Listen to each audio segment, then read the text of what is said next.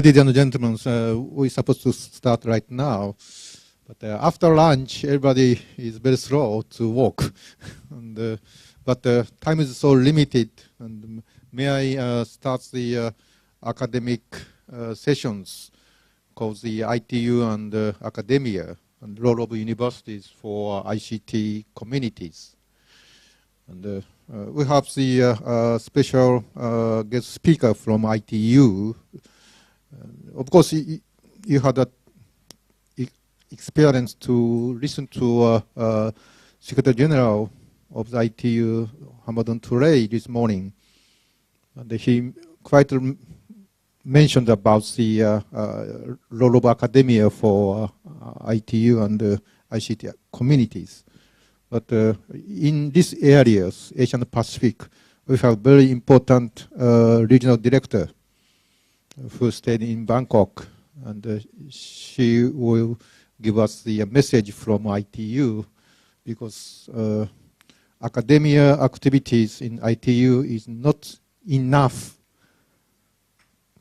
since we really expand or consolidate our university activities to ITU event, also some other important input for the future of the ICT community. So I'd like to introduce Dr. Kim, who is the regional director of the ITU in Asian Pacific, and she is my old friend since I was the chairman of the ITU Asian Pacific COE, Center of Excellence Management Committees. I served there for 10 years, and she's the oversighting the Center of Excellence activities.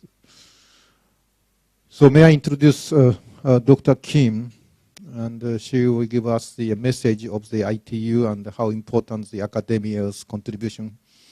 And after that, we have the 5 universities, ITU academic member universities, for their own practice of the activities in their own campuses.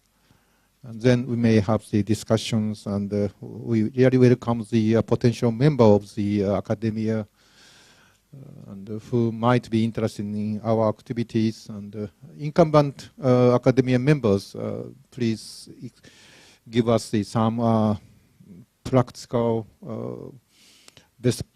best practical issues which you are dealing with ITU.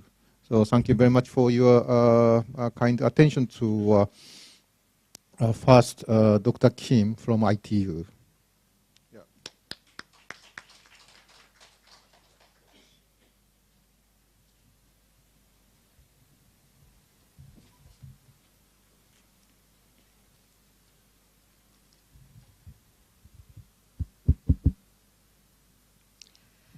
Thank you, Professor Obi. Indeed, as an good old friend.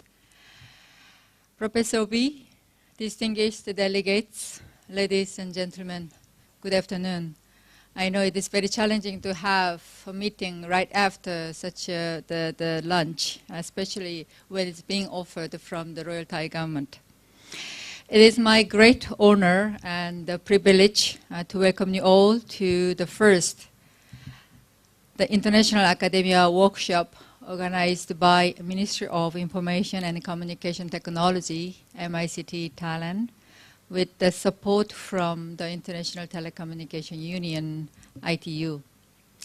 On behalf of ITU, especially from Asia Pacific Regional Office, I would like to express my sincere gratitude to the MICT of Thailand and then EGA and the many others for the kind hosting of this important event, as well as to all the participants here for your kind support and commitment to the first International Academia Workshop. Taking this opportunity, I should also thank Professor Obi for his personal commitment to the mission of academia membership in ITU as a special envoy of the ITU. Academia is indeed very dear to my heart, as I used to be a full-time professor in my earlier life, and while being currently meant to be an honorary professor in one of the universities. In fact, regardless of being academia, learning is a continuing part of our daily life today, especially owing to the ICT. Dear friends from academia, then why do we ITU need academia, like many of you, as an important category of membership in addition to member states and a sector member like private industry, R&D institutes, among many others?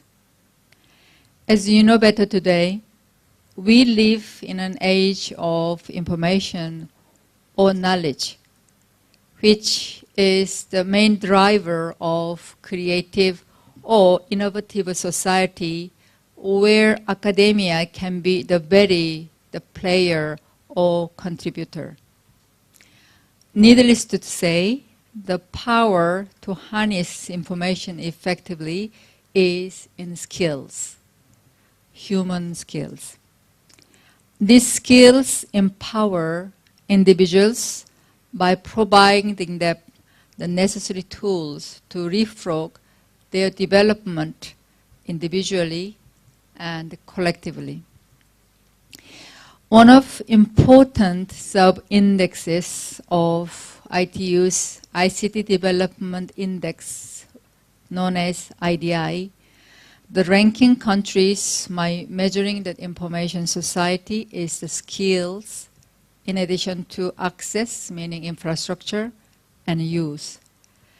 Building the skills, or human capacity building, which is required for all the countries in any phases of development, especially in such ever-fast evolving ICT sector and beyond, has been always an important pillar of ITU, not only in development sector, but also in standardization and the radio communication sectors, where experts from academia have been contributing to various study groups, meaning international standards, and then best practices, as well as initiatives and activities.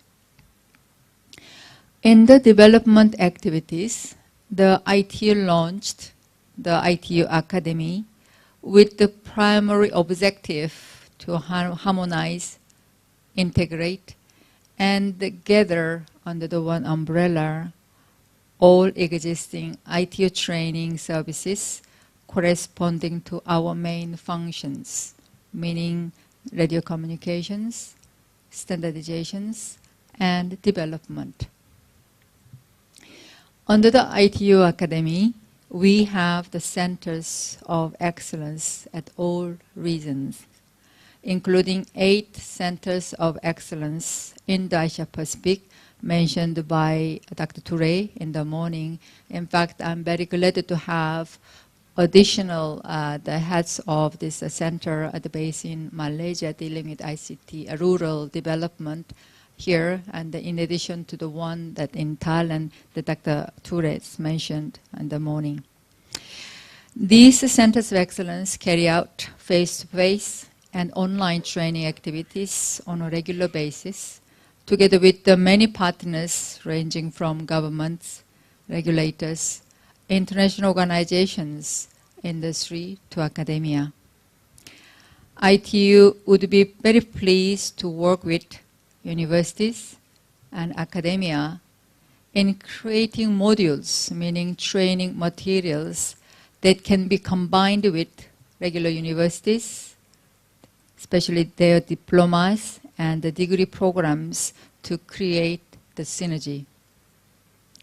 Moreover, we have internet training centers as well as customized country-specific trainings and capacity building activities through various partnerships. For instance, digital literacy for women under the partnership between ITU and the telecenter.org Foundation has trained over 855,000 women to become digitally literate.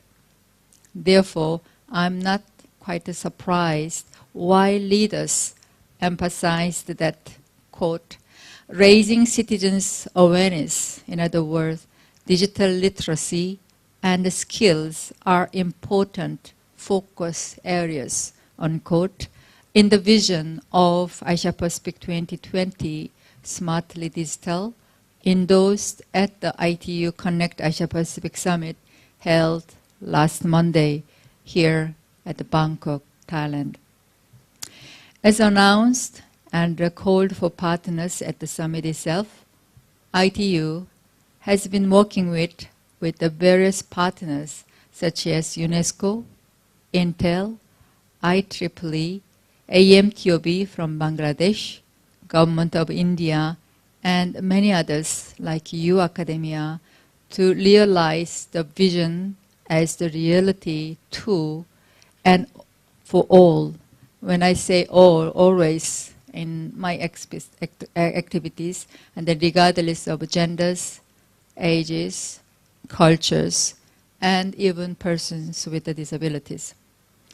Taking this excellent initiative of the first International Academia Workshop, I would like to invite you all academia to not only become ITU academia members for international standards, radio communications, and development programs and initiatives, but also join and partner with us for more creative and innovative projects to realize together the vision endorsed by the leaders at the summit through smart partnership. In closing, I do sincerely wishing you all very successful deliberations while looking forward to learning from you how we can accommodate your voices, and then also the requests for our exercise so that we can just serve better for the needs of a skill set as well as the needs of the academia in the ITU exercise. I thank you, and an ITU Kopkunka. Regional Director of the ITU Asian Pacific, and it's very impressive message of the ITU, how the ITU is dealing with the universities and academias in the past and the future too. So I'd like to make some case study of the ITU academic members here to present their activities, which might be very useful for your lessons and learn from the one of the best practice of the universities which are a member of the ITU. So first, may I introduce medical doctor Nakajima of Tokai University Medical School, and he's explaining about the Tokai University's activities with ITU, and he himself is the deputy rapporteur of the ITUD, and he's very active in the ITU activities for many years. And as far as I know, he received the Minister's Award of MIC for international contributions, and which is very important for our academic activities in Japan. So may I introduce medical doctor and Professor Nakajima.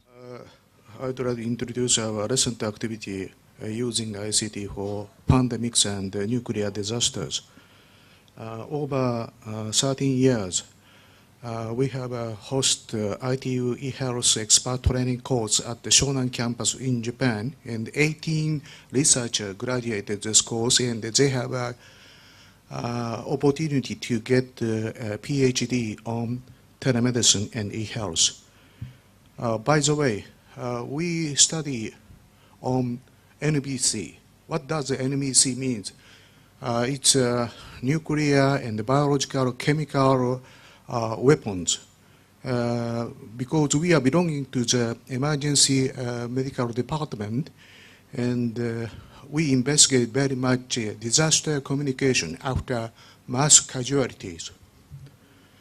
For example, case of pandemic, due to the severe influenza H5N1 or low pathogenic, even low pathogenic avian influenza, H5N9, we would like to detect such spreadness among wild bird. At present, we use Argo system. It's mounted on NOAA satellite. However, it requires high output from Earth station. So big size bird is okay, but it's impossible to mount small size bird. So future we'd like launch such a special data collection satellite in cooperation with JAXA, Japanese Space Agency, flight model we developed. And future we'd like ask our plan to the government. Also, we develop digital 12-lead real-time transmission of ECG from doctor helicopter or to center or ambulance to hospital. It's completely digital, and the doctor can detect not only arrhythmia but also the ischemic portion. We confirm. Our university accepts 400 doctor flights annually and 7,000 ambulance annually. So 365 days we are standing by for the disaster. By the way, occasionally we have a regional meeting on ICT for e-health. 11 March 2011, ITU and MIC, Japanese government held a meeting. Same day, strong earthquake occurred in East Japan, and high tsunami was coming, and Fukushima nuclear power plant damaged very much. After the accident, final call was released from the government. However, a lot of people delay to evacuate direction and the evacuation of order because lack of the communication. Most people do not know the fact, and they are delayed to escape. Also, stable iodine after the nuclear accident not given. Local government distribute, but people are hesitated to take. So 90% people, citizens, cannot take such stable drugs. We have a nationwide whole completely separate disaster communication system. However, it's completely independent. Number 3, nuclear power plant satellite network has information, but they never share the information. So 1, 2, and especially LASCOM and the city, town, and the village disaster prevention administration radio network cannot inform the detail. So we have a lot of problems after disaster. And this is a relationship between cut-off power line and the loss function of NTT Docomo. So after cut off the power line, NTT Docomo lost their function, especially gateway function. And the blue area is a dysfunction area, and it takes almost 1.5 months to be recovered. Also, this is a traffic of the LASCOM using a KU band domestic satellite. It's communicated central government to the local government. But still we have a problem. And we investigate the inside of the power plant, and we confirm some valve misdesign, and that make recurrent counter current to the building, and the explosion occurred.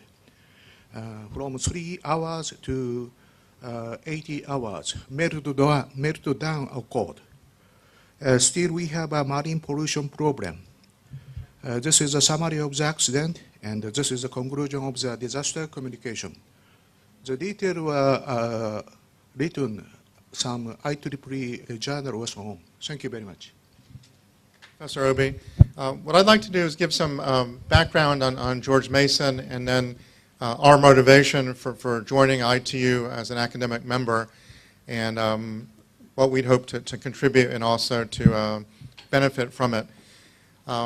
As most of you know, George Mason is located in Northern Virginia near Washington in a suburb called Fairfax. We have about 30,000 students across a range of programs. We have 12 schools and have most all of the different types of degrees that many universities have, undergraduate, master's degrees, and PhD degrees. We play a role in local economic development, also have themes for innovation and entrepreneurship. We're global in that we have students from over 100 countries attending George Mason out of the 30,000 students. We have international partnerships, including with Waseda University. We're opening a new campus in Songdo in Korea this coming fall 2014 to further the international aspects of George Mason. And then also we have some strong research programs across the disciplines. So in engineering, computer science, information technology, economics, public policy, cybersecurity, management, and leadership, research programs that are relevant to the region in Northern Virginia and the community, also relevant to being near the national government. Many of the research grants are related to Homeland Security and Department of Defense. Also, though, on many of the themes of ITU, so much research on e-health and healthcare delivery, much research on education, much research on bioscience. So our motivation for joining ITU as an academic membership partially came from having worked with Professor Obi and Waseda University for about 10 years now at International Academy of CIO. But we saw joining the ITU academic membership as furthering our mission both for our students, for educational opportunities, and research relevant in the areas of cybersecurity and e-health, e-education, ICT for development, but also furthering our partnerships in Northern Virginia and across the country with private sector and industry and government. So we saw as a benefit for all of our stakeholders, and the contributions that we saw or would like to make is partnering with ITU on their different study groups and research groups, primarily on the e-health and ICT for development area, but also on the standards. So we believe there's a really good match between ITU's mission and some of the things we're trying to do at George Mason, and also a match between our students succeeding in their careers, but also the types of research the faculty are doing. One of the challenges, I think, for all universities and probably especially for U.S. ones, it's quite a changing landscape. So university education is becoming much more global. Students both coming to the U.S. from many countries, but also going from the U.S. to many countries. Education going more and more online. So competitors, not just from the region now, but from all across the country and from all across the world. And students actually, some students actually looking for education online. So with this changing landscape, our view is that partnerships are a real way to strengthen the positioning of a university, but also the offerings and what we can do with students and researchers and faculty and partnerships. So partnerships being a way to further the university's mission in a very uncertain university education environment. So far we've been benefited from the partnership with IU and the other partners. We're looking forward to strengthening the partnership and creating many more ties from George Mason and from the different units at George Mason with the different ITU study groups, and also very much looking forward to creating partnerships not just directly with ITU, but with other academia members as well as the member states and private sector partners too. So I think that ITU academic membership has great potential. And as Secretary General Ture said this morning, academic universities and academic partners have been part of ITU since its start. And I think this academic membership just formalizes the connections and formalizes the possibilities for collaboration. So thank you, Professor Obi. My name is Naoko Iwasaki, Associate Professor of Waseda University. So I really appreciate to make the presentation and to meet with you in this and ITU Academia workshop. So today I'd like to introduce the activities of Waseda University for ITU academias. Okay. ITU and Waseda University in Japan signed MOU in 2001. The MOU was signed to enhance the training of policymakers, administrators, and regulators, and corporate directors in managing telecommunication networks and services in Asia and Pacific regions. And Waseda University made an MOU in cooperation with ITUD January 14th and 2003, ITUT and February 24th, 2003, and ITUR January and 23rd, 2004, to support the telecommunication standardizations. And based on the MOU, we established ITU Waseda ICT centers, and Professor Obi became the directors of these centers. And our objectives was to develop the activities of the ITU by providing expertise in IT networks and mobile communications, network security, and digital content creations and other emerging technologies.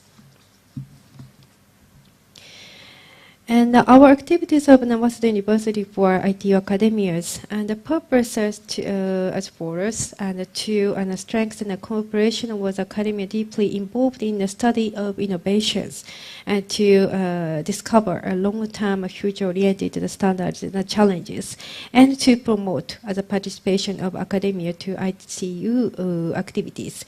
And Waseda University became a member of the ITUT academia membership at the time of the founding of January 2011.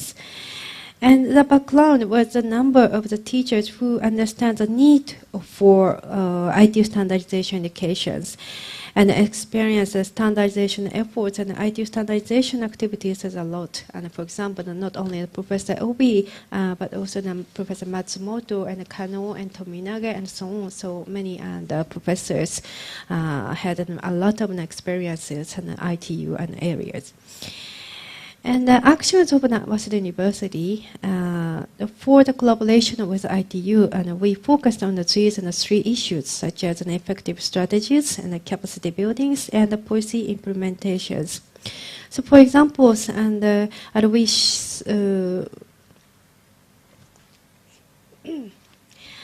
we implemented so many international conferences and workshops at the Waseda universities. International conference on e-government and ICTs and the CIOs, and supported by the ITU COE and so on. And of course, we are involved to developing the human resources and the ICTs and so many times, and the seminars and the human resource development on ICT, international researches, and participation for the ITU Telecom and so on. And regarding the specific, regarding the specific efforts of the Waseda universities, and Dr. Professor and Mr. Matsumoto at Waseda University, he engaged in the activities of the ITU for a long time. To implement an ITU standardization educations, he has been a discussion given by an expert in their fields from the points of the view of standards and the technology by each standardization experts in the ICT fields and the system series and communication policies and so on. And so many activities and like post to a kaleidoscope, an academia conference, and the contribution of the papers and the participation of the internship at ITU, and the participation in the activities for the standardization as an ITU-T activities. And finally, I'd like to introduce the role of the Special Envoy of ITU SG for the academias. Dr. Toshio Obi was at the university and became the Special Envoy of ITU Academia of SG for academias. And the objective is to identify the activities of the ITU academia members and other than their participation in ITU events and the training and the study groups and the meetings, and to draft the plan of the actions and highlighting the benefits for the members, and with a view the retaining them as members and encouraging the new academia to join. And their main goals is to introduce of ITU academia members and the benefits when becoming members and the expectations from ITU and the possibilities for universities to contribute to ITU programs and activities that academia members are interested in to participate in, and possible collaborative activities and among academia institutions, and how can academia network with an ITU membership and so on. So this time we hold the first international government CIO forum and the first international academia workshop in Bangkok here. So today at the start, so Dr. Hamadun Ture today mentioned about the importance of the academia. So we hope to create a good and effective network and communications among the members of ITU and academias. Thank you so much.